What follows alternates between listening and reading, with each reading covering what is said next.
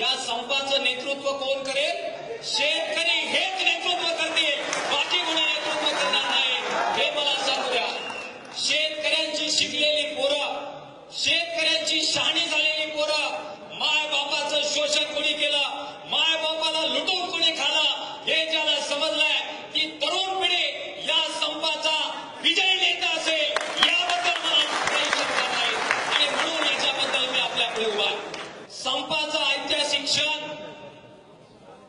संपाचा महत्वाचा बिंदू म्हणजे 5 जून रोजी पुकारलेला महाराष्ट्र बंद हा या संपाचा मुख्य केंद्रबिंदू असणार आहे. आणि म्हणून मित्रांनो, दूरचं सोडा, पुढे किती दिवस संप चालेल